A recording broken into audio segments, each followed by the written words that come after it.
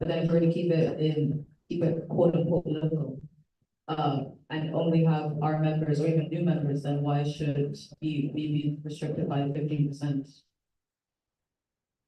Like, okay, we're not gonna like let them have something 40%, but I'm just saying in theory.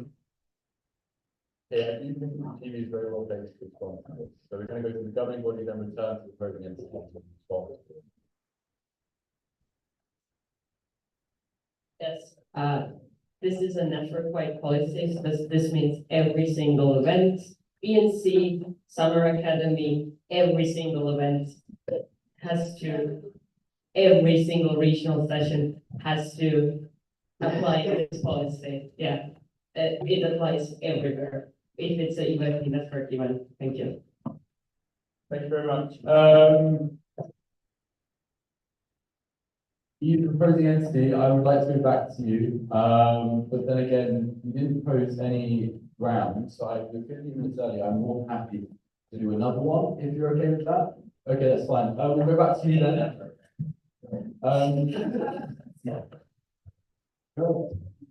So there were kind of two holistic points brought up here. In that context, I'm gonna tackle both of them. So tackling the first one, which is overindulgence, etc., in terms of how to emphasize the rules. So, event safe persons exist, code of conduct exists. If the NC board goes and buys Red Bull vodka or whatever, that's on the NC board. There's a code of conduct in place that is in force for the NC board attending the event as well. There are consequences in place. So people not following the rules and being lenient about them should not be something that should affect this policy. Rules are there to be followed, rules are there to be enforced. So in this context, we're just establishing a framework to better define this and to increase safety within the network. Once again, this policy does not have the goal of micromanaging if you can drink beer or wine or Prosecco or Aperol Spritz or whatever. This policy has the goal of creating a safer network. In that context, if someone can drink 1 beer or 5 beers, those are specific cases. Those are individual cases, and they have nothing to do with this policy. The policy here is to promote a safer network that will not promote a drinking culture and that will lower the possibility of getting drunk to the point where you are not functional the next day. The other point, which was brought up by UIP Italy, is very well noted, and cultural exchange events in this context in a supervised environment are very, very important.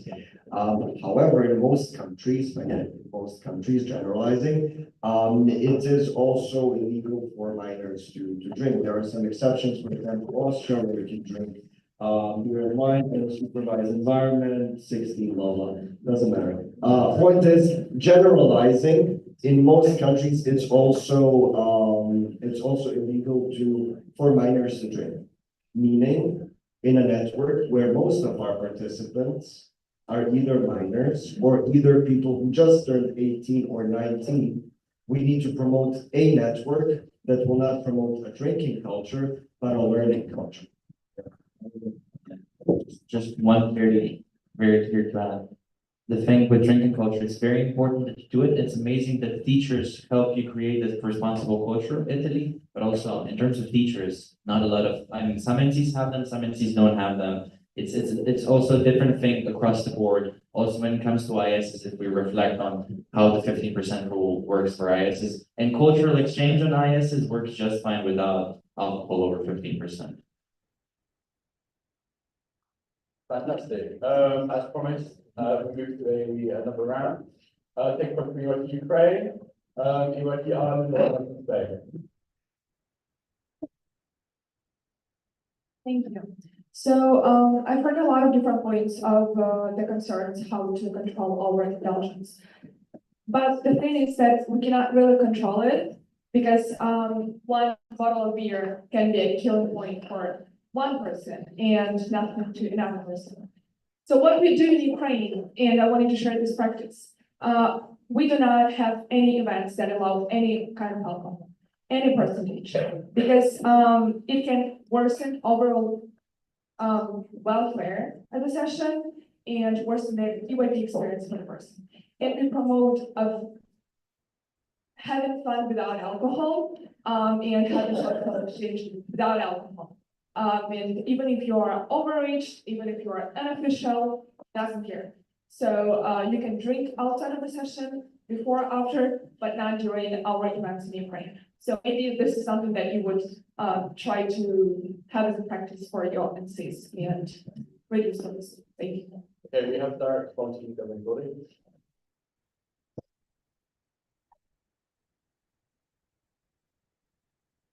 Now, the governing body would like to thank all of the NCs making points, and let's start with the phrase, so in our NC, we do this. But the governing body would like to remind all NCs that this is the basis. And as Linda said, that this policy applies to all NCs irregardless, but then again, it is up to the national committee's discretion whether or not they will allow alcohol at their events. That is not up for debate, that is your discretion, but this is the basis that you must follow if this is voted in. Thank you. I just wanted to do it. Yeah, so we've spoken a lot about consumption culture and then also overindulgence. And I think it's worth noting that like within UIP, there's a very big culture of drinking large quantities of alcohol that you don't like because you can't drink stronger alcohol. And that in itself is a very poor drinking culture. Not that we don't need the 15% rule, but like this can be cutting off your nose to spite your face a little bit in terms of attempting to fix the drinking culture. And I know that was the point of the peer pressure edition, but like it is still a poor drinking culture. We're gonna go to the Thank you so much. So I have kind of a very niche comment. So when you mentioned EVP events, I kind of agree with you, Maximo, that it's kind of very broad term, and I see potential problems for the 15% rule. For instance, in some networking events, if we organize a sponsor gala, for instance, does it count as an EVP event? Because I don't know, why can't our sponsors have espresso martinis and gin and tonics? Because they're cool, you know, we want to make them happen. Okay, we're going to take a direct response.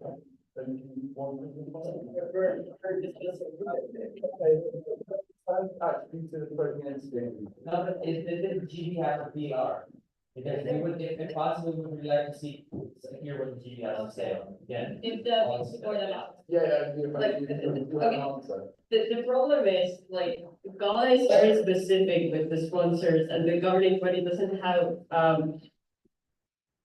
very precise, opinion. We will think about this we have to evaluate the, policies. However, as long as there is a tiniest connection to EYP, I think this policy should still be followed.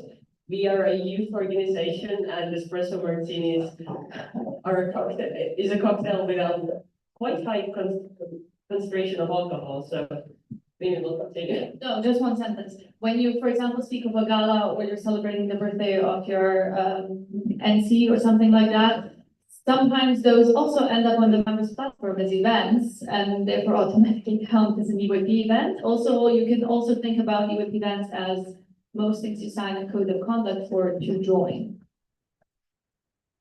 Okay, we're going to go back to you anyway. So not a direct response, but returning to the president. Okay. Just to test the microphone, like I don't know why people laughed at me, but I was just the microphone. In any case, thank you very much for all the different points. Let's talk about definitions first. Let's talk about the really interesting stuff. This EYP event policy, terminology doesn't seem to be a problem when it comes to our anti-harassment, when it comes to our bullying, anti-bullying, and many other clauses within the welfare policy. There is not a single ounce of terminological innovation coming from the two proposing entities vis-a-vis the proposal.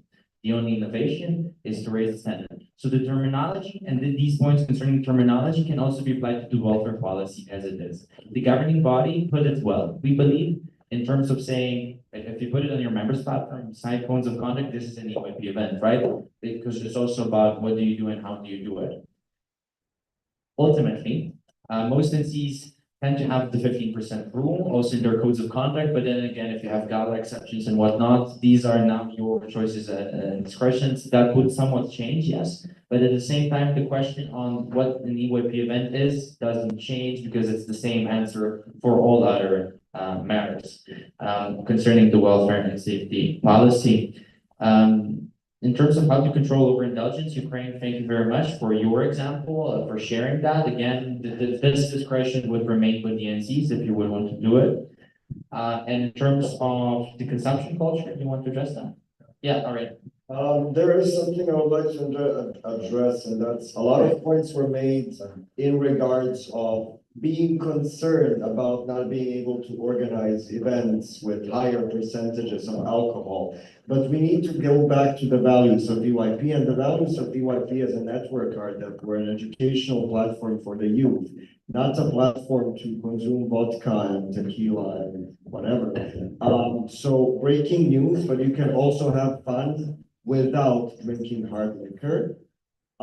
So in that context, we should return back to the initial and the founding values of the network that we hold dear.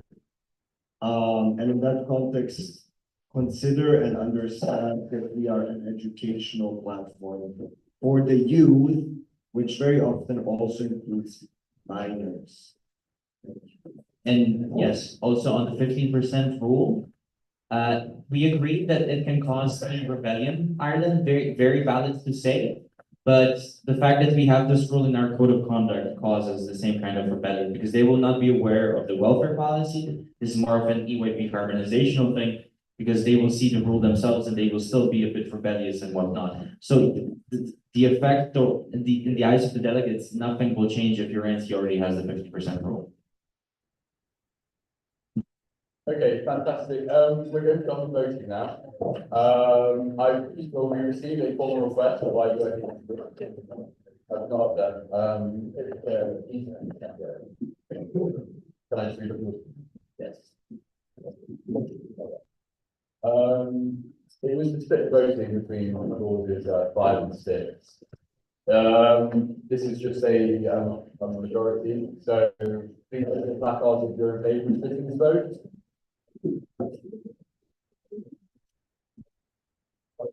In favour, I please.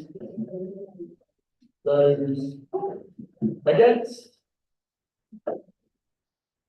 Abstention. Amazing. So, against? Yes. Abstention. Okay, so that seems to be approved. So we can start with the clause 6. Fantastic. Please raise your placards if you're in favour. Can we just get an explanation of what is clause 6, what is the next clause, so that people know what they're voting? So much for 6. If I open the laptop first. I mean, I can do it. Clause 6 concerns overindulgence and recreational drug use, so it's something that we actually haven't discussed that much. It's the stuff that literally no one raised the point of. It's what Luxembourg amended among other things, right? It's these things. It's Not the 15%. It's the not 15%. This is 6. So this is not 15%, just drugs. So all of those in favour? Please raise your placards.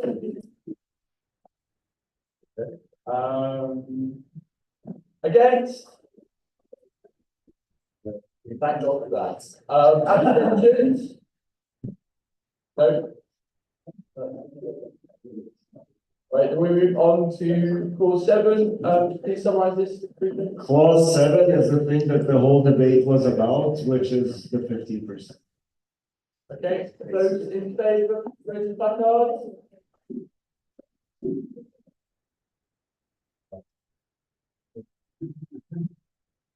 I don't see any.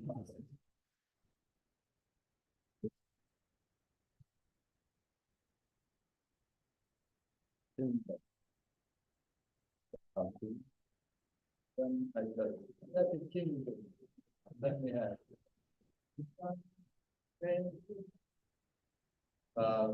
Those.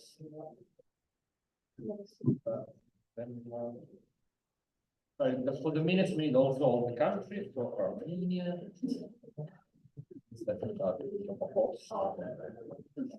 I really need glasses, that's terrible. Thank you very much for that. Okay, again.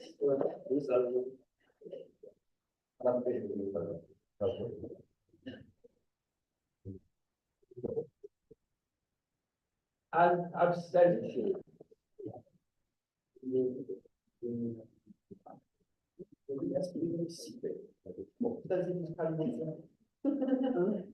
It depends, I mean, why is it issue? Okay.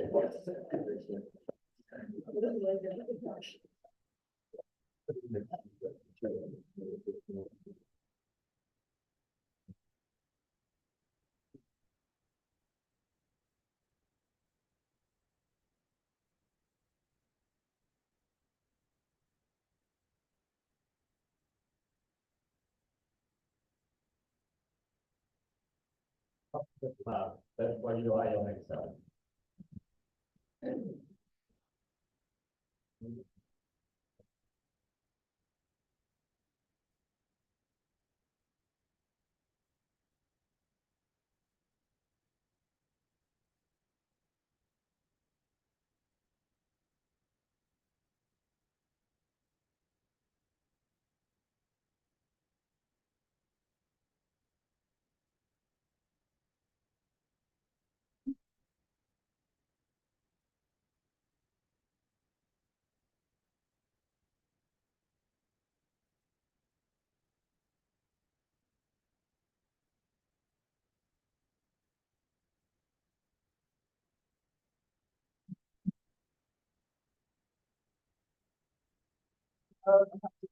That votes have been approved.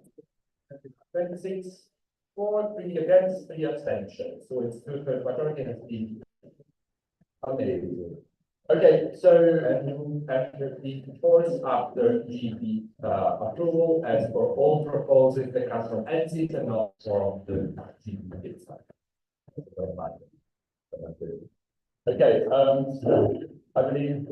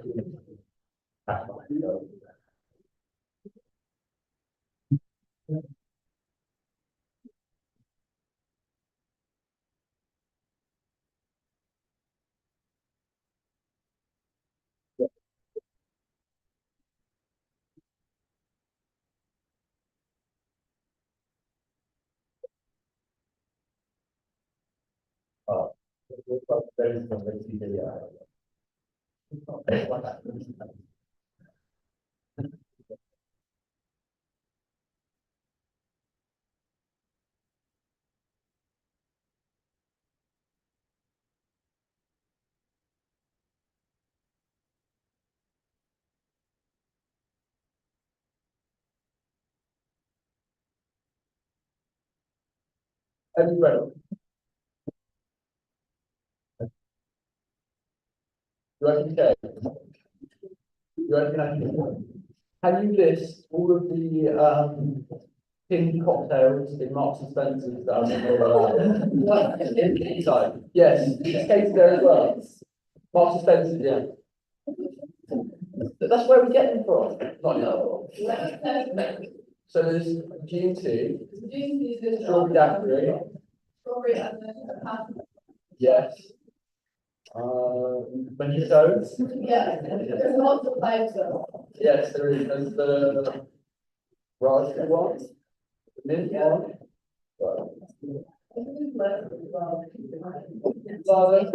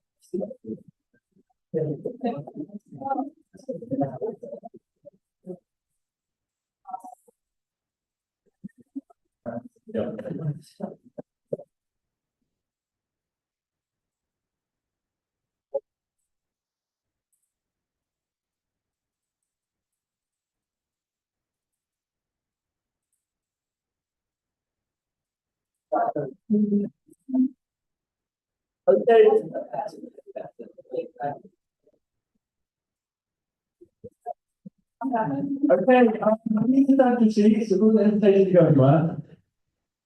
And they proceed to rush off in the arm.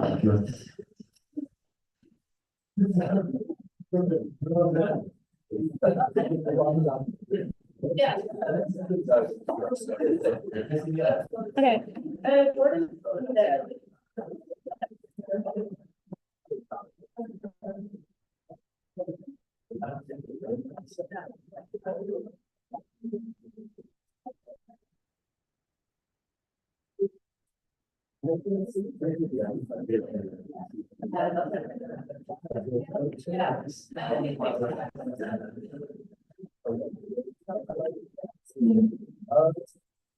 Okay.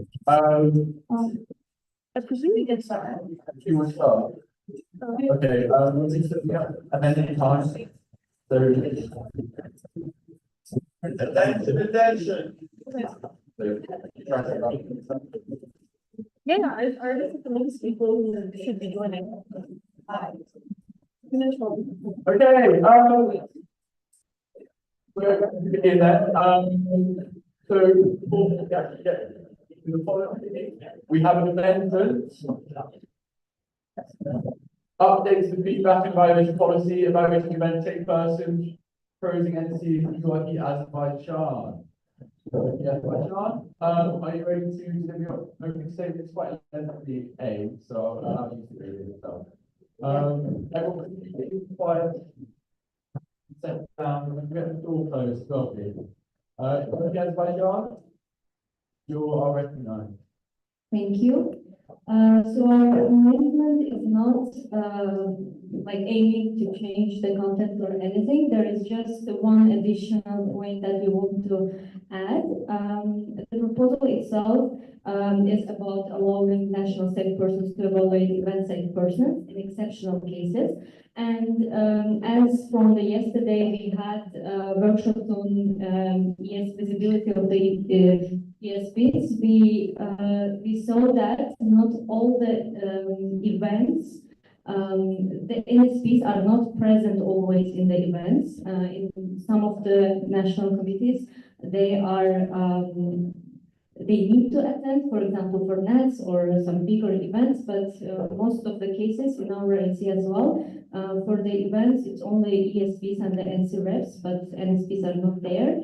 So in that case, if we ask the national state persons to evaluate the event state persons, we should do that, but with maybe consultation with the national committee during that evaluation process, and it's just advice from, like, we want to add this as it is. Consultation with the national committee is advised while conducting the evaluation of the event state persons. Thank you very much. And inviting any other statements? Is it a statement point? What are your statements? State for please. Yes. Just a quick thing, an introduction to the safeguard team as having the right to make statements and points, in order to debate is first, easy to do so.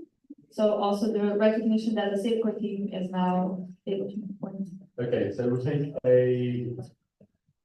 Want to say, yeah, so we'll take a statement from the state 14. And that seems to be Italy. Did you have that or was it a point? Okay, so take it. Just to let you know, the safeguard team also proposed a friendly amendment along these lines, which ended up being not taken over this one. The main issue is that we see as last times MSPs do not attend events, and evaluating MSPs is super important when there are breaches in conduct, which until now we've not been able to address. But we do see that there's a big issue with only one person who potentially makes up the event having full say on this. So while we're not completely sure how this should be done, at least consultation with national representatives is already a good step to ensure less bias in these potential evaluations, because it is a really sensitive topic if we're going to start evaluating safe people who are really just there to make sure that everyone at the event feels safe and comfortable to perform to the best of their abilities. Okay. Thank you to the people proposing and to the committee making the amendment. Fantastic. I would ask you if you have to respond. If they have anything to say, no, they don't. So then we can proceed to any debate points. UIP Italy, followed by UIP Spain, followed by we'll go in UIP Sweden. Okay, so thank you so much, European Azerbaijan. Actually, you solved one of my biggest doubts on my own. Because we recognize that it was a big issue that NSP are not usually at the event, but still we recognize that it may happen that NSP representatives are involved in the actions of ESP, so there might be a conflict of interest there. But this is a very good compromise because it opens the door for consultation, but it doesn't bind the NSP to actually try to account NSP opinion. But it gives the NSP the option and the opportunity to see both sides, which is very valuable. So thank you. So you understand? Thank you so much. My point is a more formal point. So I completely agree on the content, but format wise, I guess like that's what it said on the A that you want to do it on all evaluations. Why subclause 7 only focuses on the exceptional periods. Maybe it could make a bit more sense to have in subclause 6, which is actually talking about the regular evaluation of NSPs, which includes it in the leadership, not NSPs, ESPs in general. It makes sense. So I believe it doesn't make sense out in subclause 7, but it's subclause 6. Yes, it's nice. Fantastic. UIP Sweden. I mean, I can speak loudly. I have That's fine. My only concern here is that there's that level of trust that you have to have as an NSP towards the NC board. But at the same time, that cannot be the case in every single NC. I can only speak on behalf of mine. We have that established trust in the NC board and the NSP. But at the same time, what a concern is, when we go back to alcohol here, whether ESP takes shots with the NC board. So how can we consult with the NCs and NC boards in cases like that? It is just the examples. On a general level, we would suggest you have the full policy in front of you so you can get all the comprehensive elements. Fantastic. I'm going to ask you, if you'd like to respond to those 3 points before moving on to another round.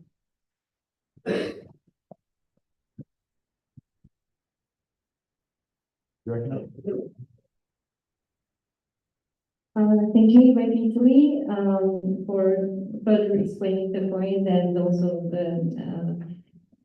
your support. About the EYP space point, thank you for that.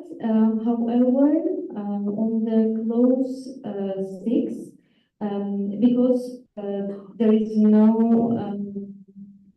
no point written about the NSPs evaluated, ESPs are evaluated by the NSP, and it's actually the updates that we will discuss further.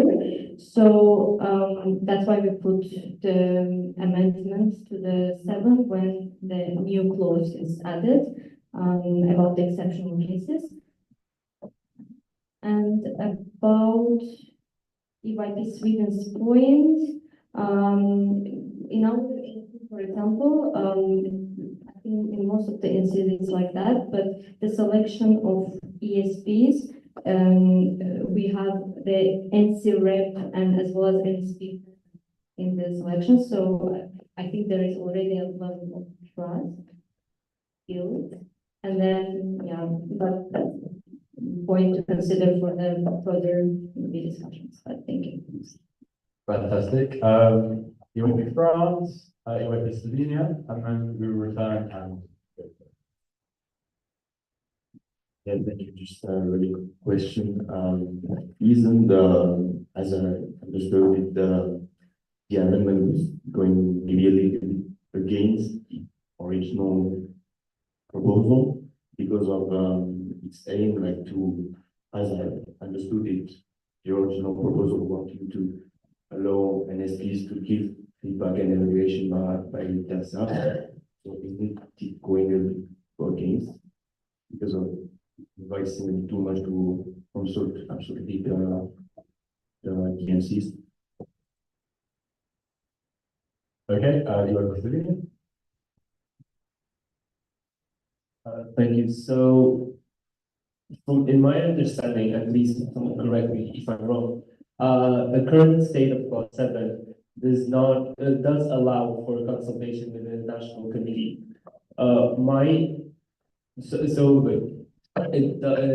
They still can do it. My point here is that by advising consultation with the actually advising it, why are we advising it? They can still do it. I trust my national safe person enough so that if they think that they should advise with us, they should do it. I don't feel like advising has any benefit, especially in cases where ESPs are part of national committees or are in a very close connection with the NCs. It should be up to the national safe persons to decide if they want to do it or not. I don't see a point in adding this to the clause because it leads to some I wouldn't say bias, but to an action that should be up to the discretion of the NSP. Fantastic, and then go back to you again. Thank you for the points. Regarding EYP France question, isn't it against to the original proposal?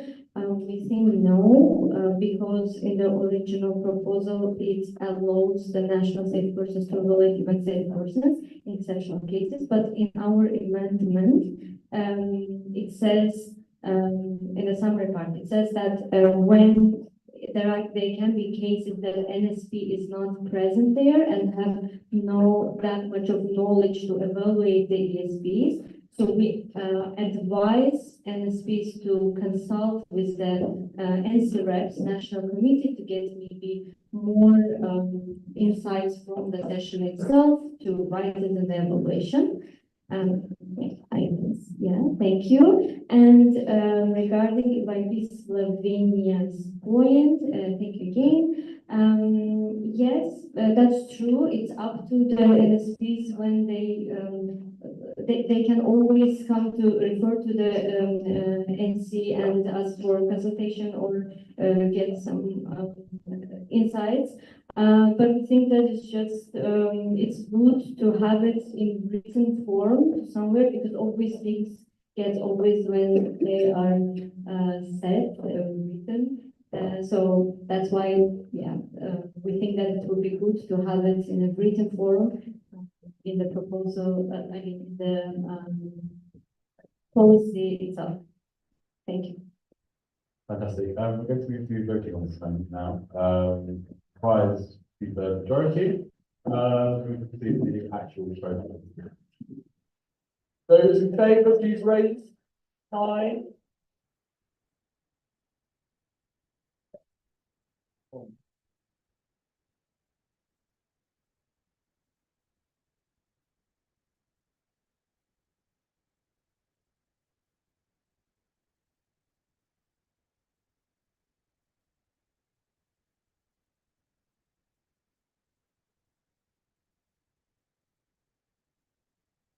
Those against?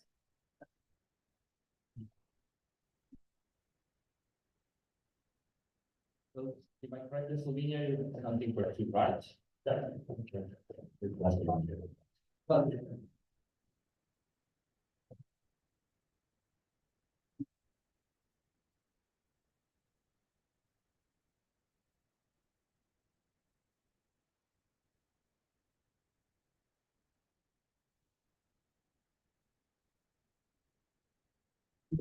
And there's abstentions.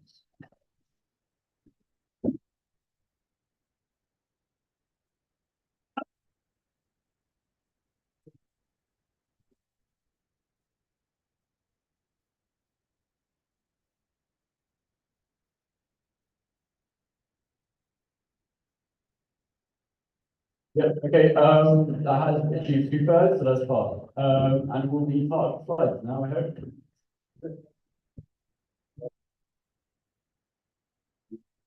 They are. Right, so I'll move on to the actual proposal, United Italy. Aim of the proposals, the aim of this policy change is to allow NSPs to flag and evaluate ESPs should they not have been up to the task during the event, or allowing the future of such panels to be aware of any misconduct. United Italy, please continue with your Thank you. Also disclaimer, this is in sorry for the chaos, bear with me.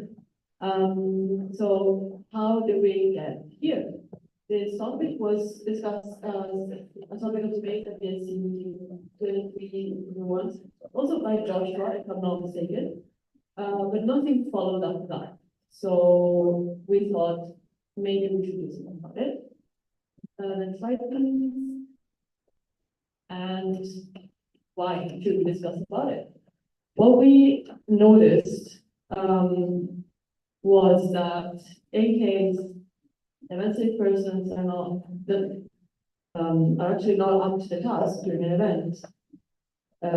It is impossible for anyone to evaluate them, meaning that future selection panels will see they have experience as ESP on the government's platform, but nothing will prompt them to think, oh, well, did they actually do a good job or not? Because there's no evaluation for that. So we believe that it should be a possibility to evaluate ESPs, but on the other hand, we also recognize the fact that it is important to leave a degree of freedom to act from ESPs, and having the pending doom of, oh my God, if I get evaluated, could create some pressure, and especially some, how do I put this? Some fear of having a bad evaluation if conflict with an NC rep has to unfortunately arise. So we don't think that allowing normal evaluation, like for any in general, as any other is the solution because of this possible pressure. But it is essential to point out the future selection panel if someone was not up to the task. And we struggled to identify a possible actor to write this evaluation. The choice fell on NSPs. We know it's not an ideal choice. We know this is not an ideal proposal. We just want to finally talk about this and put a solution to this, which is NSPs, because technically they are in charge of welfare within the NC that the United States prison, and also NSP should have a degree of independence from the NC. So in case there is conflict between ESPs and NC reps, or if NC reps are involved in action with ESPs, then the NSP should have a degree of distance. And also thank you so much to the Azerbaijan, because that bridges the gap that we were very worried about. And so if you move to the next slide, this is the wording of the clause we're going to amend. So adding in the possible roles that are evaluated ESPs, but plot twist only in exceptional cases. Next slide. And these exceptional cases are described in the new clause 24 2026. To avoid what we just mentioned of having potential pressure flow. Of course, breaches of the code of conduct, if you're in ESP, you should do the opposite, uphold the code of conduct. And breaches of the policy of safeguarding dignity, and the general not doing a job, essentially. So not performing the tasks outlined clause 33, and the criteria outlined clause 14, being someone who is responsible, and has some, at least a vague degree of sense. Yeah. So this is to avoid having evaluations only for extremely great breaches, but also in case an ESP witnesses something going wrong and not acting, they should also be pointed out in an evaluation. Because, yeah, that's a job. Last thing, as we have done, we know this is not a perfect proposal. We have some doubts about it.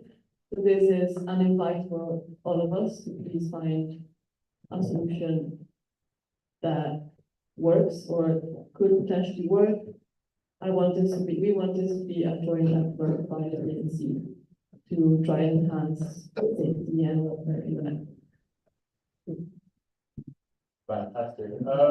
I'm really going to accept the dental statement in this case at the time. We have the IP Armenia, followed by United Kingdom, followed by the Netherlands and the Albania. Sorry for it. Let's start with the Armenia. Can we get something like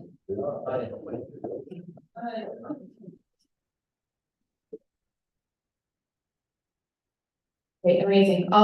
First of all, thank you so much to Italy for proposing the policy. As someone who has had a lot of issues with a lot of event safe persons, it's a great step towards making sure that we're aiming towards a better structured network in that sense. And at this point, UIP Armenia is in favor of the policy. There are just a few things we want to highlight, which still are being questioned in our heads.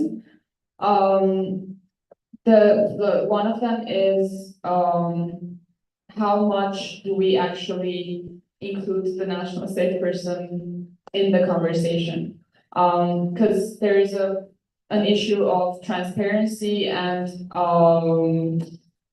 gossip, etc. So the national committee members providing information to the NSP who wasn't at the event can turn into something which was not the case during the session itself. Does the NSP then go and consult the safe person and then conclude whether they evaluate or not? Do they have the right to understand whether they should evaluate or not? These are all things which are like spinning in my head to understand whether it's the right choice or not to make. Or do we include the safe court team, let's say, for like a proper investigation or report? I won't go over because time limits, but yeah, basically some food for thought for the debates. Thank you. United Kingdom. United Kingdom is next to you, I think. We would also like to commend Etsy on the proposal, and at this moment in time, we are also generally in favor. Sort of another thing, food for thought in the general debate for us, is why are we only recognizing when ESPs have done a bad job specifically? ESPs are very much an integral part of the event, and having one that fits in well with the officials team and with the event as a whole is important. And an ESP can have done a very good job at one event, and at another event, they may just not fit in well with the session aims, session values, as with any official. So why are we not offering all ESPs the option of an evaluation, like we do with most other officials? Thank you. Let's follow with you in the Netherlands. So European Netherlands is strongly favorable of the proposed policy, especially given the current status quo where there's no real way to hire new event safe persons, and it leaves them open to the possibility of ESP another event, for example, in another NC, without like using that experience to also ESP, for example, bigger events and causing more troubles. We strongly recommend the specific of only doing it in exceptional cases, as to leave the ESP be in their values and also their position as a confidential position. And then lastly, we do put into question the digital structure that is would be of needing to have national safe persons as members of events. Yes or no on member platform and how we would update that. That's it for us.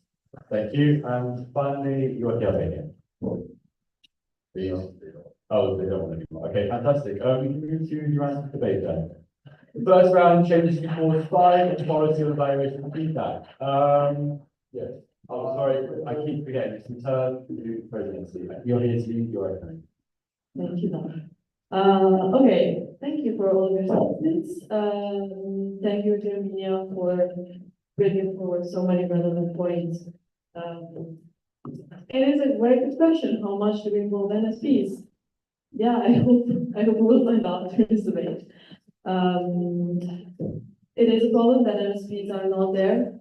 That's why I think the opportunity of consulting with anti-reps is a partial solution to that. Of course, it's not ideal because it's not direct experience. And we know that it's not best. And also ask for the possibility of including the same for team. I'm not a fan of that, mostly because of the huge amount of work that the safety team already has, and this will pile up a lot of additional work. Then I think European and European Netherlands points were kind of connected. Just to answer the UK, why not evaluating in general? I think it has mentioned that it is a role that is wholly based on confidentiality. So if an ESP does a good job, you will not know it, basically, because it means it did it well. And so there's not much content to write. If there's something to say about an ESP, it means they did a great job. If there's nothing to say about an ESP, it probably means they were good at it. Which, yeah, I know it sounds a bit reductive because ESPs most of the time don't get the recognition they deserve. Fully agree. But it is true also that they such recognition through informal practices such as recommending ESPs to each other, like between NCs. It is something informal, but I believe that if you do a good job, it will eventually be recognized. Very much. Let's now do the debate. So round 1 is clause 5. UIP Bosnia, I'm only going to take 3 points per round. UIP Bosnia, UIP Austria, and UIP Spain. And there's only 3, which is actually perfect.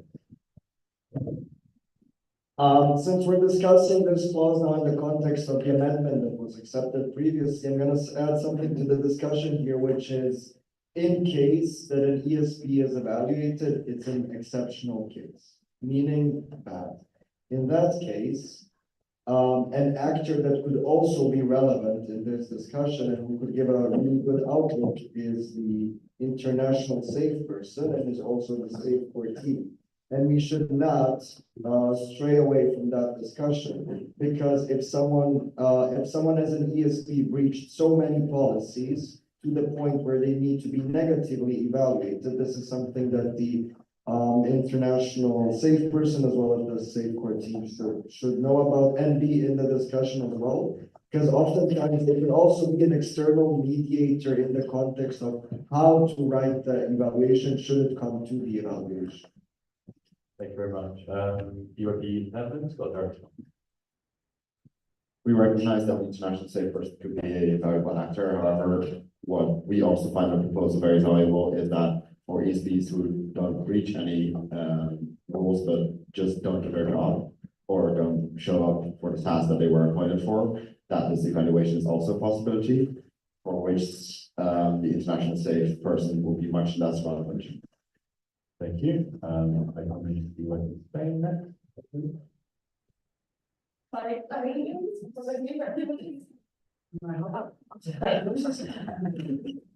So, thank you for that, because I also have questions about the actors, which I think is kind of the thing that we're debating around now. So my main question is, why didn't you consider, for instance, a joint evaluation with the NCs?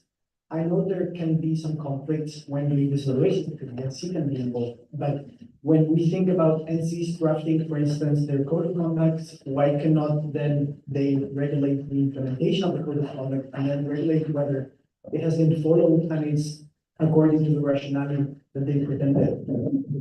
And then, of course, if some conflict arises, in the end, we have the second instances, which will be the safeguard team, the GB, or the international safeguard.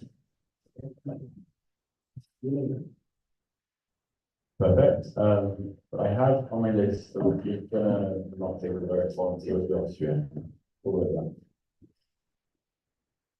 Can you raise your hand? Oh, sorry. I've got a question as well, we have as an C, because, how do you say it is an exceptional case to evaluate event safe persons? Because, okay, if it gets to the point that they're breaching a lot of, that they're breaching the code of conduct or other things, then this is not something that should be just stated in an evaluation to a degree, but then that is, a problem of international safe person, like, for example, or the safeguard team. And furthermore, as you mentioned earlier, if you do not see a safe person at the session doing something, like, quote, quote, then they're doing a good job, because you should not, like, you should be aware the safe person is there, you should be able to go to them, yes, all of that. But if there's no fuss around the safe person, quote unquote, then they're doing a good job. So how do you want to evaluate that, especially if you've not been in the position of an unsafe person, to say, oh my God, we don't see them doing anything, quote unquote, when they're just in the background mitigating everything. So, and adding on to that, then, like, how do you want to feedback that? And say, like, okay, what do you feedback without breaching confidential information about things that happened, be it like in regards to people, what they confidentially said, or other situations? Thank you. We'll take that responsibility, yeah. I think that is why in clause 26, they actually highlighted which situations we're gonna consider as exceptional cases. So maybe let's take that as a ground for this debate, at least to be on the same page. And then going back to you and the Hold on a second. Okay, with Bosnia, including the ESP as an external mediator, yes and no. Because as we mentioned earlier, it does create an additional layer of complexity to this possibility. But still, I believe that the ESP can still be involved in this process in other ways. For example, entrusting the ISP, sorry, to maybe create a guide or trainings for the national safe persons to direct them on how to structure this process. So maybe not directly like, oh my God, we have to write an evaluation for an ESP, let's go to the ISB, but maybe a previous work by the ISP to create some sort of protocols, right?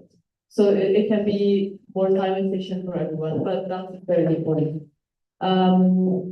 Even Spain, yes, we did consider a joint evaluation with NCs, and it is true that technically NC reps should be also unbiased and there to ensure the welfare of the session, of course, in other ways than ESP.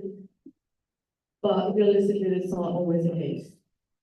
And that's why I think the option of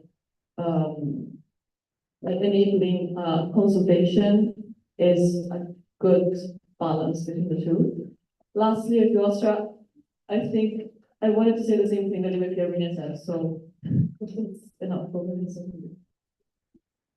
Fantastic. We move on to the second round of debate, which is about clause 26. Who would like to make a point on clause 26? Absolutely nobody. Returning to UIP Italy, is there anything more you'd like to say about clause 26? No. That's it. Debate round 3. General. UIP Portugal, UIP Sweden, and that is it. Thank you. We have a genuine question. What happens in the case that the ESP and NSP are related? Because like for other roles, you're obligated to, it's such a good question. Like you're obligated to let the ESP know if there's a pre-existing relation. For this case of ESPs and NSPs, if this relation exists and the ESP does something very bad, the NSP cannot really evaluate them. But so we lose this place, like what should we do in this instance? If anyone knows. UIP Bosnia and Herzegovina.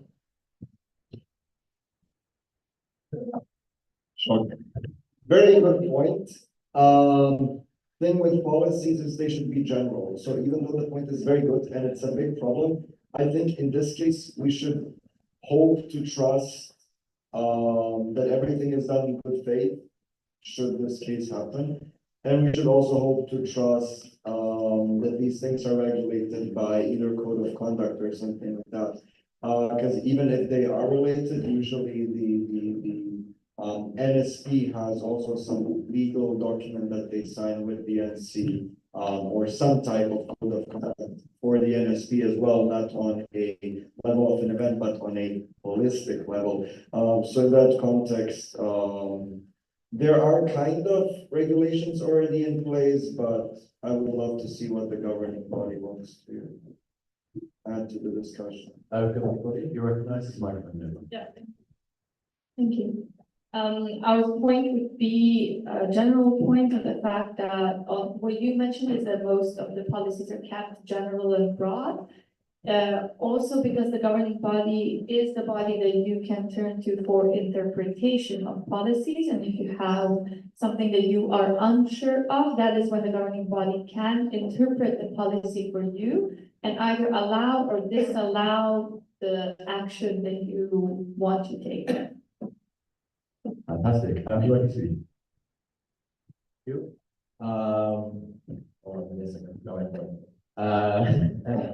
It was about having the ISP writing the guide for the NSPs. I think that's a really good idea to implement, as sometimes I'm going to take minority NSPs as an example. For example, Denmark has their election in February, while the NSP training happens in the autumn. So it's a very long period of time to wait for the training, or like some sort of guide for the NSPs to have, but also about the point on having trainings with NSPs. There is the NSP training that usually happens, so that is something that happens. Thank you. Great, we'll take the final point of view at the podium. Take a direct response from the state. Just a note on that, we're very aware that the NSP training happens once a year, but there is an NSP onboarding guide that regularly gets updated. We will take this back and also put in, if this policy gets voted on, we will add obviously a guide on how to do it. And also if an NSP is elected and there's a long period of time until the next NSP training, there's always the possibility to reach out to the state court team, and we do organize regular onboarding trainings with NSPs who have not gotten the onboarding from the previous NSP. Just putting that out there because it's a resource that's desperately underused. Fantastic. And you at the podium. No one back. You're listening. I'm just thinking, if we give this opportunity to evaluate even safe people, how do you avoid this policy of this right to be, so it's not abused? In an ideal world, obviously, this could work where NSPs are not formal board members or are close with the board. But if there is a serious breach, you can report it to the safe team. If someone has a report against them, they shouldn't be an NSP. It's as simple as that. And you know, including stuff like, oh, if they breach their code of conduct, we leave them a lot of room for interpretation. So yeah, how do you avoid abuse of this? For the sake of time, I'll take a very, very quick direct response from UIP and everyone.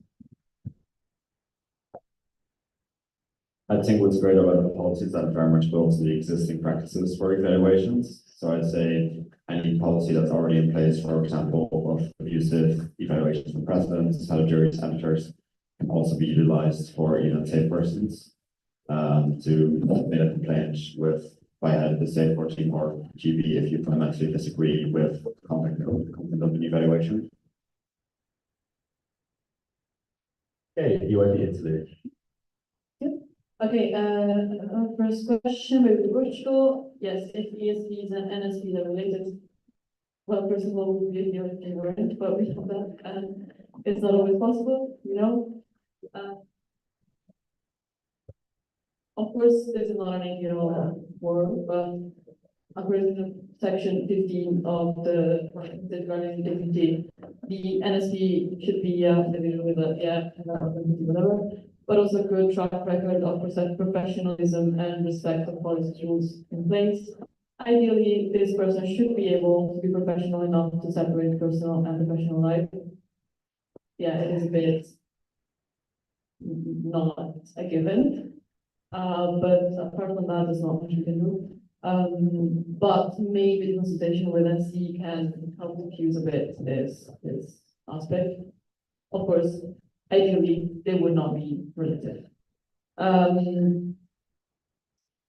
Yes, with Sweden, including the evaluation, trainings and evaluation process, the NSC training, good idea. And also thank you so much to the city team for proactively suggesting to include this aspect in the next update, the guidelines, that would be great. And if people, how do you prevent policy abuse? That's a question for all policies. But yeah, thank you, Kate. That's a good point. We can promote the practice of challenging evaluations that the subject does not agree with. Is it easy? No. But it's something that can be done. Again, not ideal, nothing is ideal about this situation, like that. But there are mechanisms in place to challenge an evaluation that is not used as respecting reality by the evaluated person. Fantastic. In that case, we can now move to the voting, which I've received no formal message to split the vote, so we'll be voting on both clauses at the same time. Two-thirds majority, please can I get those who are in favour to raise the knuckles really high?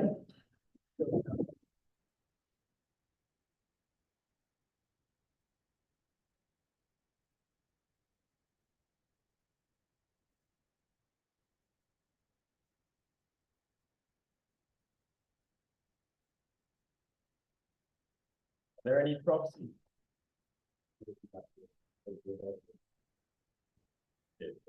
Okay, against?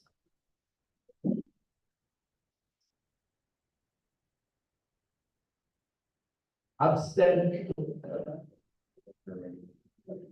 Abstention.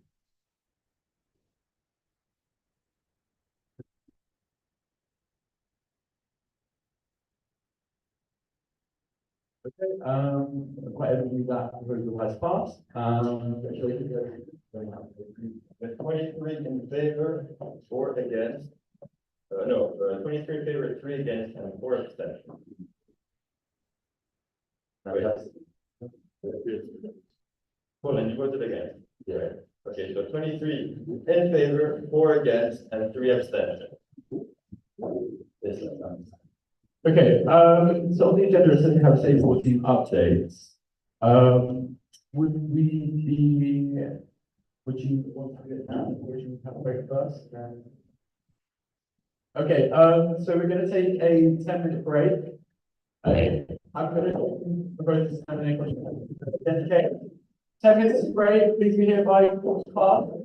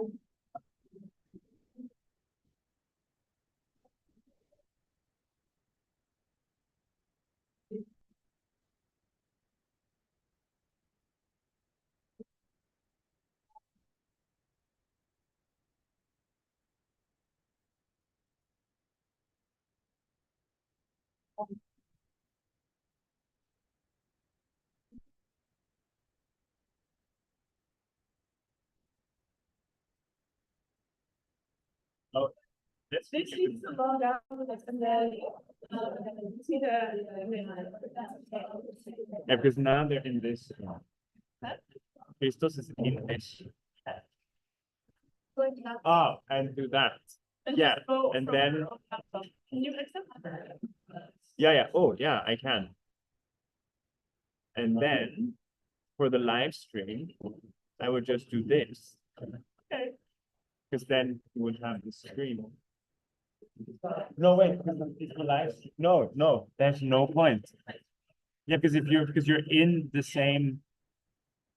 You're gonna be in that.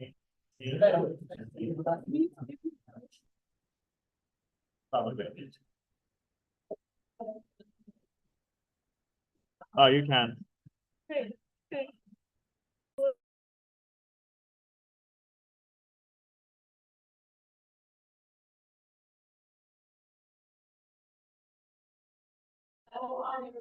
Later. Later? Yes. Sorry? During lunch. Lunch. Okay, Just so, come to you? we will have someone set up with the merge table. Wait, this does not work. Like if I put in, No, it does. oh, it did. Okay, it just took a while. We just need to hook up you Connect there. there. Yeah. You connect out the DC board one and you get the merge. Okay. Do you have HDMI? I have like USB-C, but they have a thingy. Okay. Can I just close this and get a copy?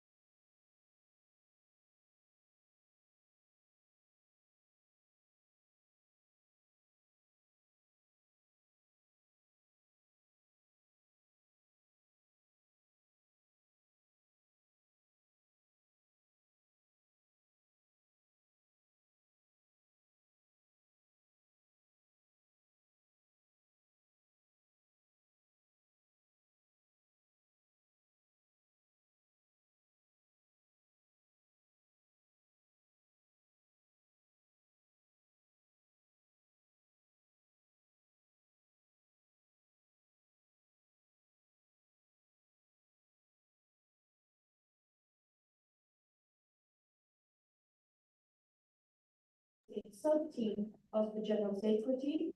How we split this here is I'm in charge of the general safety team, and Christos is the chair of the IRCST. The IRCST deals with the complaints. They're responsible for the independent assessment, investigation, suggesting measures for the GB on these cases, and they work under very, very strict confidentiality. That we only give you access to it, to names, to everything involved in the case. No one else does. Yeah, this is the safety team. On the, from your perspective, left side, let's see the general safety team. On the right is the IRCST. There's Ganesh in the middle. She's our international safe person, and in general, she works for Princess and I in managing all things safety. Okay, that was very, very quick, but we're going to go a bit into what we've done so far. So our mandate started in March 2024. It will go until February 2025. We split the work, as I said, between Crystal slides, so we've done a bit of different aspects. I'm going to start with the general safety team activities, and then we'll move towards the complaints mechanism. First category is ESP and NSP trainings. I don't know if you saw, but in August, we planned a ESP training, which was the first in over a year. It gathered 180 people who signed up, and 95 actively participated, making it one of the largest ESP trainings that we've done so far. We had a lot of trainers using modules, both from the safety team, from NSPs, also to people who had a bit of safety experience within the network. And feedback has been quite positive, so we are working towards creating a new one and also a bit more of an advanced training in the next couple of months of our mandate. Then we have the NSP training. You've heard about it a little bit. Shout out to UIP Spain for hosting us. We will be going to Barcelona in the middle of November, following Barcelona edition in The Hague, which gathers mostly NSPs and some NSP representatives to talk about safety and welfare within the network. Christos, myself, and Ganesh will be acting as head trainers, but we also have a bunch of head trainers either from the former safety team, from the NSPs, or also from the safety team in general. We also have 2 spots at least still open, so if you haven't sent an NSP or a NSP representative or a welfare focal point or anything, and you still want to go, please let us know as soon as possible. We would really like to have as many there as actually feasible. Then there'll be another digital ESP training. We are planning to have that in February 2025 to make sure that we can keep training ESPs to ESP sessions that we want to cover. Training materials, we've done a lot. Then we updated and finalized the ESP PowerPoint, so ESPs potentially don't know what to do for the ESP PowerPoint, can use the one created by the same team. It's standardized, they just need to plug and play the NC relevant information, and that they have access to everything. And that also makes sure that every participant at the OIP event is getting a pretty standardized ESP presentation.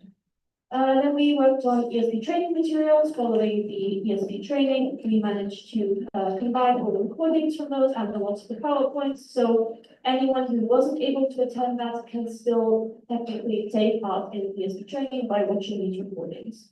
It's mainly meant as an interim measure in case you do have an ESP with not as much experience, then they also have the opportunity to at least get trained a bit.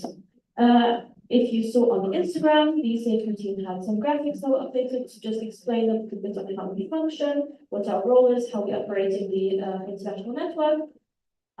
Which is quite interesting and just helps spread the awareness of what we do. Currently, we were also working on communication and psychological information packages. The first wave of those is out, and we have shared them with you on Discord, but there is still some forthcoming. Then there is the first aid fire protection and emergency plan that's being worked on as we speak, but we're still waiting for some specific updates, and it should come out by the end of the year. And we're also currently working on the accessibility guide, where there will be a call out soon to include members from the network. On ESP and NSP support, as mentioned before, we have ESP and NSP onboarding documents. We also have a post-event reporting form. This is traditionally underutilized. It existed previously, but was very outdated when our mandate started. So we updated it, some people have decided to use it, it's mainly just to give us as the safety team a bit of oversight on what is happening well in the network and what isn't happening well. So we do encourage you to share this with your networks and make sure that it's actually utilized so that if there are general trends that are coming up of unsafe practices, we are aware and can deal with it accordingly. We also are regularly training and supporting NSPs when they get their when they become NSPs and they don't have access to the training. We do have some onboarding calls with them. We also provided the training to the ESPs of the IS in Thessaloniki, and we're available to talk to them throughout the session. Yeah, let's move on. The complaints mechanism. This is where it gets complicated, so please bear with me. I'm also not an expert. The complaints Sorry, can you hear me? system, they propose recommendations for governing body, and then the governing body makes decisions. We also deal with lots of unofficial reports, which is not necessarily an active thing, but more of a how do we proceed. Often these can turn into a complaint, but it also helps us with potential mediation between parties. We also help raise awareness for these procedures. How complaints handled, I think I'm going to skip through this. If you don't know, there are also loads of trainings on the Google Drive explaining how complaints are actually handled.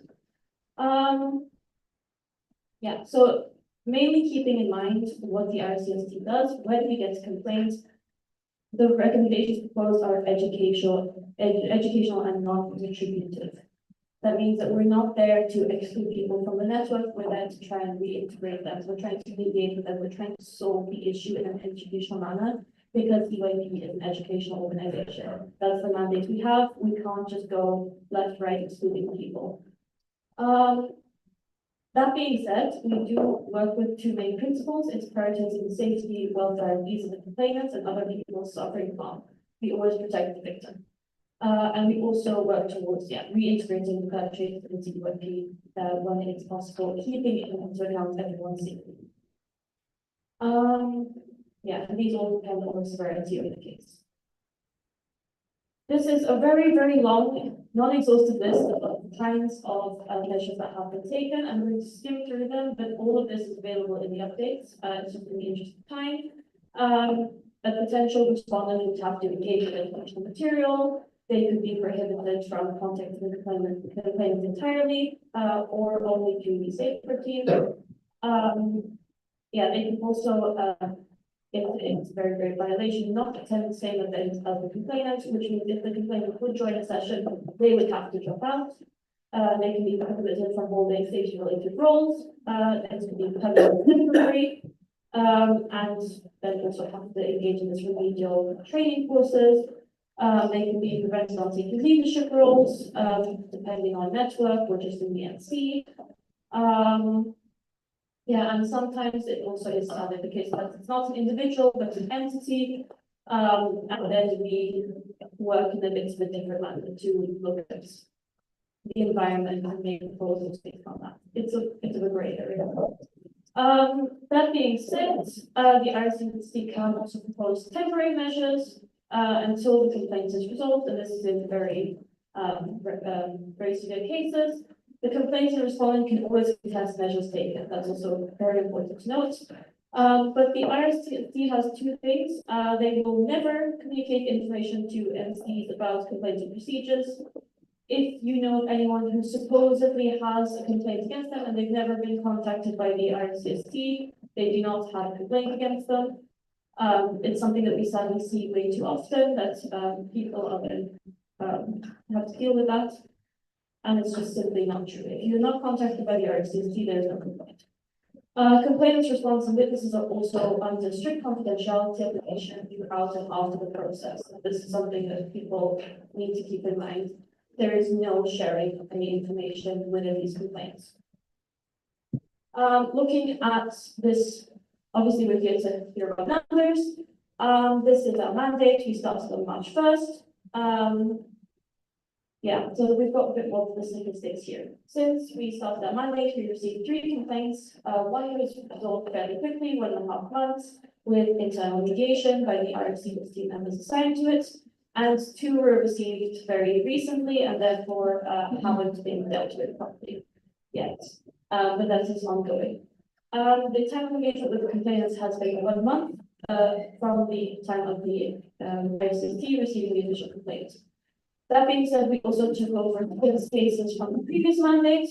4 was dealt with by the Christos, and 2 are still undergoing the thing is, it's been so long, we have to recontact all the complainants, we have to recontact all witnesses and see where we can still help. So in total, 4 remaining cases remain to be resolved. That being said, we thought it would be important to bring up some of the challenges that the IRCST and the safety team face. We, as well as many of the entities here, face a huge human resource crisis. As you can see on the picture, our team is very much smaller compared to last year, and we're still struggling with retention. It's very difficult to keep this going very, very well. And people that understand the IRCST and then will participate, which leads to more human resource issues, and then the complaints that we've dealt with as well as they should. We also don't have any financial resources, so if we need to bring in an external indicator, if we need to bring in a professional to help with the process, to give trainings, to do anything related to the proposed recommendations, we don't have the financial resources to do it, and then we have to find those financial resources, which takes a lot of time. And then there's also communication issues. Respondents aren't always willing to engage with the IRCST, depending on the situation. There's instances where we had to contact people multiple times, and then they haven't been contacted us, which also means that the complaint cannot move forward. There's also a huge mental and psychological factor in all of these communication aspects, which makes things even more complicated. And then lastly, we're all volunteers, so a lot of us have personal concerns, jobs, everything that keeps us busy on the side, personal issues, which make giving as much attention to these things not as easy at the point in time. Future outlook, this has been our main goal for this year, has been to make the IRCST and the state board team more visible. It starts with us coming here, presenting ourselves to you, opening ourselves up to debate, and trying to make sure that in the future people are more willing to engage with the IRCST, to engage with the state board team, because we're also just here to help out wherever we can. We're trying to also bring up the NSP trainings more frequently to make sure that NSPs have the information they need to share information with NSPs. We're trying to increase network engagement and explore the different opportunities that we can have to really better our work with the complaint mechanism. And we're also trying to make sure that that there's no common formula, and we really give each case the attention that it needs with different situations.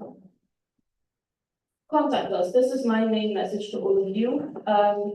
We are still quite removed from the network, so we don't really know what's going on for time, so please just contact us if you've got a concern. If you've got anything that you want to share, any recommendations in the future, we're more than willing to hear it out and try and work together to find a solution. There's my email, there's Chris's email, there's the general SCT email, which goes to all of the safety team members. And if there is a complaint, there is an email, safe@uyp.org. Only the IRCS team members have access to that email, and they're the only ones who will see it and see all the information. It is the most confidential thing that we have within our work. Okay, I've spoken a lot. We do have a little Menti, and I think I have time. I have time. If you could scan this will bring us to first some questions from all of you, and then there's a space for you to ask any questions, and then Christos will hopefully join, should things work well. Does Christos want to say something? Okay, can you hear me? Christos, you have to wait a second. Is it? Can everyone hear me maybe now? A bit better? No, yes. Yeah, I think that's a no.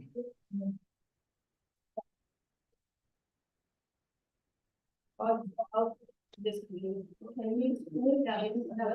that's not. You need to disconnect or maybe hold the microphone near the. Yeah.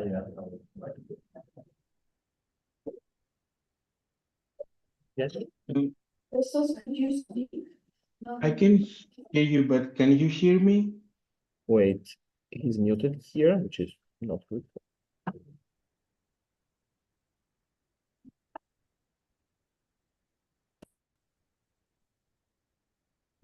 Now, Try again. can you hear me now, maybe? Okay, yes. Okay. So hi everyone, I'm Christos. I am mostly responsible for the mechanism this year.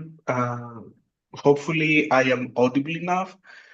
Just some small additions to what Jordan very much and very clearly explained throughout the process, mostly from the mechanism part, because I realized that this is also where some misunderstandings might arise because of the nature. Sorry. Okay, we are fixing it. Unconnected? No, we are doing that in a way. Just connected to him here.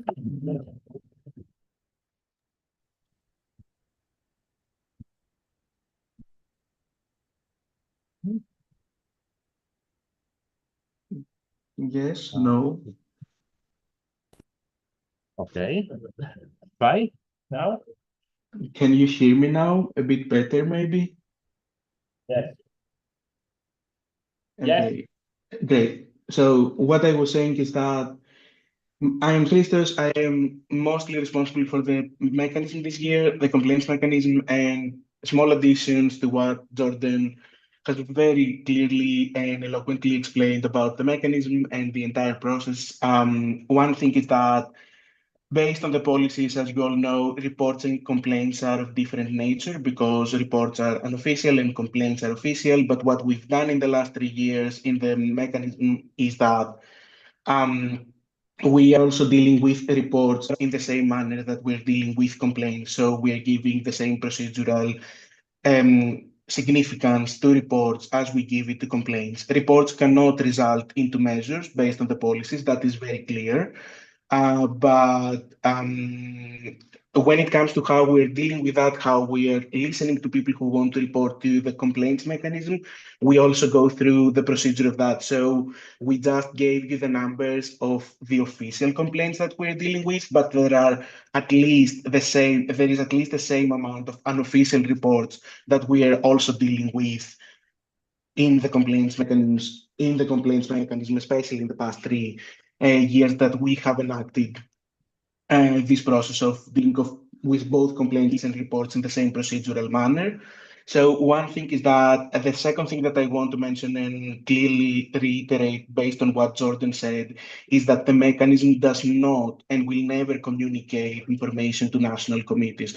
So national committee boards do not have information about concluded, pending, beginning, or even dropped complaints from the mechanism in any capacity. So we have not communicated based on the policies. We cannot communicate it. It has been discussed in previous BNCs multiple times about the safeguard team / the mechanism communicating information about complaints to the national committees.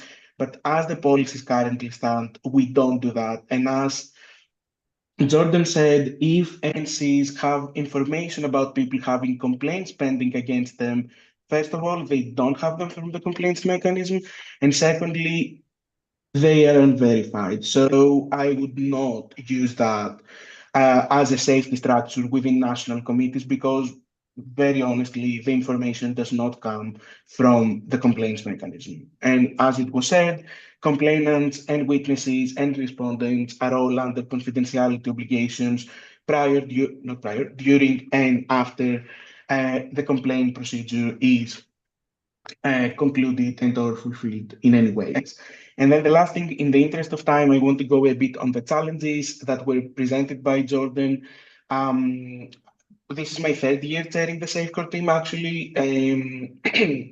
So some of the structural challenges have been here with us for many years since the conception. So beginning with the human resources crisis, we do not, and we have not had enough applications and throughout the application process, quite honestly. You all know that in your national committees, COVID was not our best friend, quite honestly, because a lot of people dropped out from EYP and has caused a lot of everyday and external academic, as I've written in the report, burnout, which means that people cannot do their own actual job, let alone volunteer in addition for the complaints mechanism. So that is an issue that we're trying to deal with. Plus, members of the complaints mechanism need to be sufficiently distanced from the network. For example, me, I don't participate in sessions anymore. 99% of this BNC meeting does not know me, my name or my face, which makes me feel extremely old, but we'll move past that. And then it is also the nature of the mechanism that, as mentioned, you have to deal with some issues that might be triggering. It is perfectly valid to be triggered, to have triggering issues and not needing to deal with them on your volunteering capacity. So people might be less willing to join a structure where they need to deal with issues of bullying, harassment, and all the other behaviors that are mentioned in the policies. The structural problems go also to resources and external support, which is also a big part of how the Safecore team is volunteer-based, while in other volunteering concepts and corporate cultures, safety structures are perhaps, if not the most,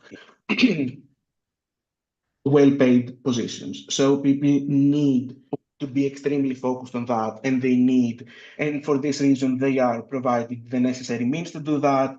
On a volunteering capacity here, parentheses, this is not the Safeguard team asking for money for the members, just to clarify that, but on a volunteering capacity, people need to also fulfill their everyday duties. So, for example, I couldn't be in Berlin, I have to submit things for my PhD, so that needs also to be taken into consideration, plus the need that sometimes it was mentioned in the previous discussion about mediations or external support. When we need to do that, as I mentioned in the report, we begin from scratch because we do not have a designated We budget. need to move on to questions, otherwise we won't have any time. Yeah, sorry. Really sorry. You need to stop me because I cannot properly hear what is happening. So yeah.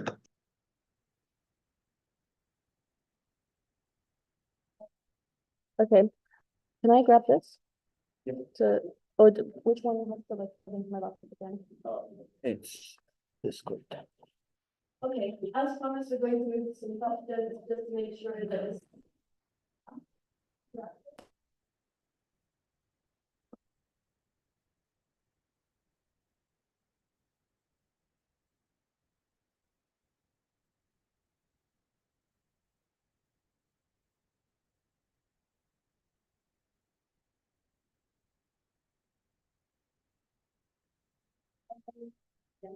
Really does everyone have the QR code? Yes? Okay, great.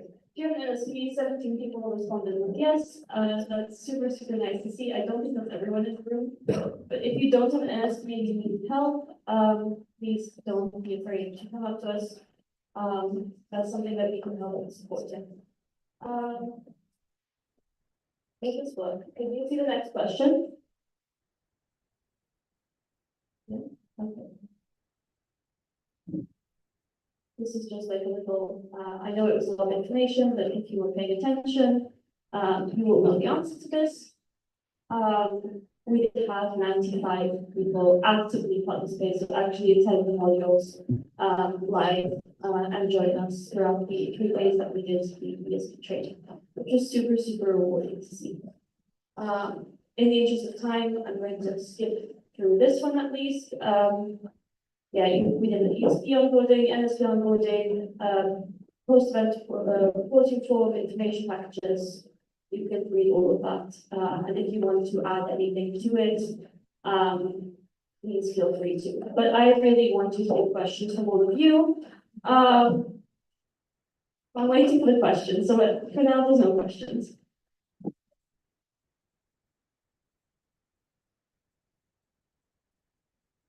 If you want to ask out loud, yes, it's just in the interest of time. If there are questions that don't get answered, then you can, yeah, have them here basically so that if they don't get answered, I can email you afterwards with the response. Because I know that we were running a bit out of time. The point was this was more to be able to interact a little bit. And for me to give you information, you to give me information on what you need to see. Does anyone actually have a question that they want to ask in the room? Yeah, Marcia?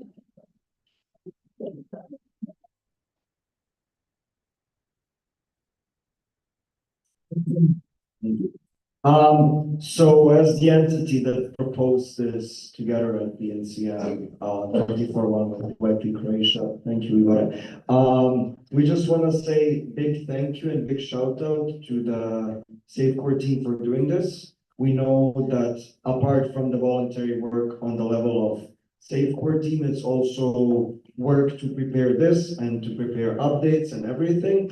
But I think the whole BNC appreciates the increased transparency from the SafeCore team, and I think it's definitely a big step into the right direction of kind of making people more aware of how everything works and what the SafeCore team is. So thank you very much. Very good pioneer update of many more to follow because it's policy now. So does anyone want to do a contribution, want to say anything else? Also from my end, I really appreciate being able to be here because this is also one of my goals for this term was really to be able to put a face behind the SafeCore team because often we are very removed and people aren't really. Anyone else have questions? Because this is the moment of us being here.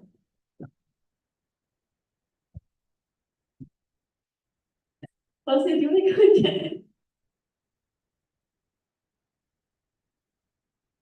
I mean, every point is a question for itself. I'm raising it twice. More on the future outlook side. Is there maybe a approximation of whether you can give us an idea of what the more long-term goals of the SafeCore team are? So is it maintaining the same amount of people in the SafeCore team? Would it go into the area of increasing the number of people in the SafeCore team, decreasing the number, etc., etc., especially now that we have a statistic of how many complaints are there, etc., etc. But okay, complaints team, SafeCore team, I know. But more in the context of more long-term goals, have these been defined? And could you maybe give us an insight into what they are? Because again, transparency is very much appreciated by the BNC, and this is a great step. So are there any more steps down the road? Yeah. Honestly, perfect question, and it's also something we're grappling a little bit. For those of you who don't know, last year the SafeCore team was much larger. It was great because there was a lot of ambition to work on a lot of things, but as with a lot of organizations, it's a lot harder to keep track of so many people in the cluster format that we worked with, which meant that at the end of the day, it didn't work super well. This year round, we're facing the opposite problem. We really do not have a lot of people, which means that if someone, for any personal reason or any other reason, decides to drop out of the SafeCore team, we're automatically in the SafeCore team list 20% down, which is really hard to then get all the capacity out. So right now, we're trying to find the sweet spot between finding a nice group of people who are willing to work together on safety, consistently, but also not having a too big team that needs oversight. The one big step that we've taken, at least last year, was having a lot of SafeCore team members at the MSP training. We're trying to do that again this year, which gives us a chance to physically talk about things, to also be part of the trainers to help with knowledge participation in the network. So that's the one concrete thing that we're currently working on. But at the moment, really, we're in a transition phase from taking all the stuff that was left over from last year and actually updating all of the policies, updating here, updating the guides, making sure that everyone has access to the bare minimum. And once we have that bare minimum, we can work further to create nice systems in place. If I can jump in from the mechanism perspective very quickly. We'll go for Turkey and then Croatia, and then you can, oh, Christmas. I think in the interest of time, Christmas, I'm so sorry, but in the interest of time, we have like 2 minutes left and we're already over. Yeah. Okay, then, so, yesterday in the GB updates, it was mentioned like, okay, what is GB doing for you? And also, what can the NCs do for the GB? So in terms of this as well, I think the welfare and safety is not only by the safer team for the network. So what can the NCs do for the safer team to help you and assist you in the process? Because we are also responsible for this. So thank you so much for that question, because that's something that we desperately need more of, is support from the entities. And we know that it's really hard because sometimes we can feel millions of miles away to talk to us, but really we are reliant on that communication. So concretely, what entities can do is you can tell us who your NSP is. Just drop us a message. Hey, this is our NSP. This is their mandate. They participated in XYZ trainings. We had documents about this last year, but we only ever got a couple of responses, which, you know, is really nice to the NCs who've done it, and we are super grateful about it. But if we don't have the information on who the NSPs are, it's really hard for us to keep an oversight and invite them to the trainings. We don't have a nice network of the current NSPs, so we're not able to reach out to them directly. We have to go through the NCs, which isn't ideal and takes a lot of time and takes a lot of resources away from other stuff. So what you can do, tell us who your NSP is, send an NSP or representative to the training. As mentioned before, we have 2 more spots. And it's a really, really important event to make sure that your NC and the international network has access to all of these resources. This year also, we're going to be publishing like a nice little summary booklet, so hopefully even if you can't send someone you still have access to it. But those are 2 concrete things, and if you have any, like, if anything else comes up, I'll let you know. Croatia? Yeah, thank you. First and foremost, thank you for jumping on this opportunity. We wanted to hear from you so that actually we counter a lot of the, not just the criticism, but to actually know and have a more coherent discussion. So thank you very much for that. Also on the side of somewhat an NC that has been trying to improve the welfare policy, thank you for constructivity there. It's really nice to see a safety team being so productive and constructive as opposed to what we have seen in the past. Now, in terms of what we have seen in the past and how you came to be, the transitions have been rather long and they're not really practical. I'm sure for you, for the GB, also for us. Do you have any like concrete things that you would like to say now? Because the next time we hear from the safety team, it will be the new term, the new mandate. So what would be your like tips and tricks for better transitions? Because we're also kind of left in the dark for some time, which is not something on you, but it's simply something that has happened the last 2 times. I mean, I was also part of. Can I take that? Maybe. The issue we face now is we don't have the human resources. So the main reason the transition will take 1, 2, 3 months is because we open a call, no applications come in. We extend the call, some trickle in. So a concrete action plan I would like to see is all of the NCs going to their members saying, hey, you specific person were super engaged in welfare. You have the potential to help this on an international scale. Would you consider applying for the safety team? It's not like the safety team takes up a massive chunk of your time. I think the average working hours that we are expected to do are 3 to 5 hours. Obviously, for us chairs, it takes a lot longer because sometimes things come up that really need your attention. But really just that encouragement from an NC side to actually help us transition quicker, make sure that things like that communicate more regularly and more constructively, help us make sure that the transition doesn't take 3 months like it did this year. Okay, I will jump in very quickly on that because I want to address the institutional aspect that was brought by YP Croatia on also the transitions between the safety team and. Can you hear me? Can you not? But I think leader is trying to join. That's for later, wait. That's for the thing. just keep her there. Yeah, in the we have to go.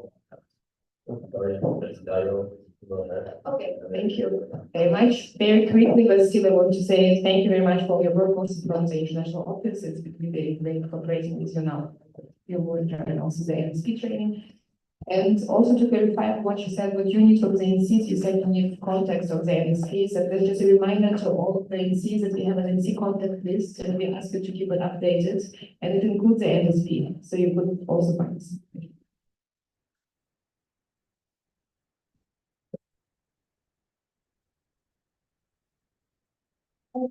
To give you context on what's happening in the room, we're really behind schedule. And there's a lot of technical difficulties to get you to speak because it involves disconnecting one laptop and reconnecting another one. Maybe if we can give you access to the Discord so you can put your statement in there, would that help?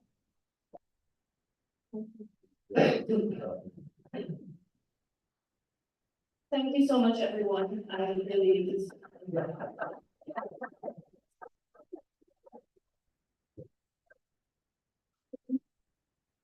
Onwards to, Adriano, there. We have gotten first.